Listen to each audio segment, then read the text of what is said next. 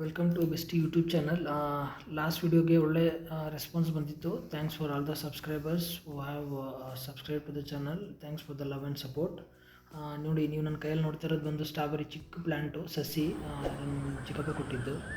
ನೋಡಿ, ಆ ಚಿಕ್ಕ ಸಸಿನ ನಾನು ಪ್ಲ್ಯಾಂಟ್ನಲ್ಲಿ ಗ್ರೋ ಬ್ಯಾಗ್ನಲ್ಲಿ ಪ್ಲ್ಯಾಂಟ್ ಮಾಡಿ ನೋಡಿ ಎಷ್ಟು ದೊಡ್ಡ ಗಿಡ ಆಗಿದೆ. ನೋಡಿ ಎಷ್ಟು ಚೆನ್ನಾಗಿದೆ ಗಿಡ. ನೋಡಿ, ಆಲ್ಮೋಸ್ಟ್ ಒಂದು 15+ ಇರ್ಬೋದು ಅನಿಸುತ್ತೆ. ಸ್ಟ್ರಾಬೆರೀಸ್ ಕೌಂಟ್ ಮಾಡಿದ್ರೆ ಒಳ್ಳೆ ತುಂಬ ಸ್ವೀಟಾಗಿದೆ ಸ್ಟ್ರಾಬೆರಿ ತಿನ್ನಲಿಕ್ಕೆ.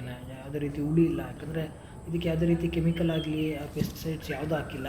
ಕಂಪ್ಲೀಟ್ ಆರ್ಗ್ಯಾನಿಕ್ಕು, ಈ ಮನೆಯಲ್ಲಿ ಬರೋ ವೆಟ್ ವೇಸ್ಟ್ ಅದು ಇದು ಹಾಕಿ ಮತ್ತು ವರ್ಮಿ ಕಂಪೋಸ್ಟು, ಕೋಕೋಪೀಟು ಇದನ್ನು ಹಾಕಿನೇ ಗ್ರೋ ಮಾಡಿರೋದು. ಸೊ ಗಿಡ ಅಂತೂ ತುಂಬ ಹೆಲ್ತಿಯಾಗಿದೆ.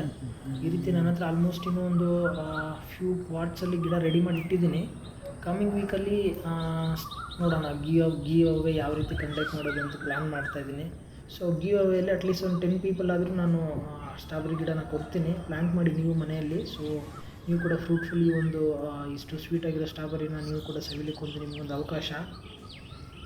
ಸೊ ಗಿಡ ತುಂಬ ಹೆಲ್ತಿಯಾಗಿದೆ. ಸೊ ಇದೇನು ಜಾಸ್ತಿ ಏನು ಹೋಗಿಲ್ಲ. ಬೇಸಿಕಲಿ ನೀವು ಒಂದು ಒಳ್ಳೆ ಪಾಟ್ನ ರೆಡಿ ಮಾಡಿ ಆ ರೇಷಿಯೋದಲ್ಲಿ 3ನ ಮಣ್ಣು ಮತ್ತು ಕೋಕೋಪೀಟ್ ವರ್ಮಿ ಕಂಪೋಸ್ಟ್ನ ಮಿಕ್ಸಿಂಗ್ ಮಾಡಿ ಪ್ರಾಪರಾಗಿ ಕೇರ್ ಕೊಟ್ಟರೆ ಒಳ್ಳೆ ಫ್ರೂಟ್ ಕೊಡುತ್ತೆ ಗಿಡ. ಮತ್ತು ವರ್ಷಕ್ಕೊಂದ್ಸರಿ ಅದರಿಂದ ಕೂಡ ಚಿಕ್ಕ ಚಿಕ್ಕ ಪ್ಲ್ಯಾಂಟ್ಸು ಬರ್ಲಿಕ್ಕೆ ಸ್ಟಾರ್ಟ್ ಆಗುತ್ತೆ.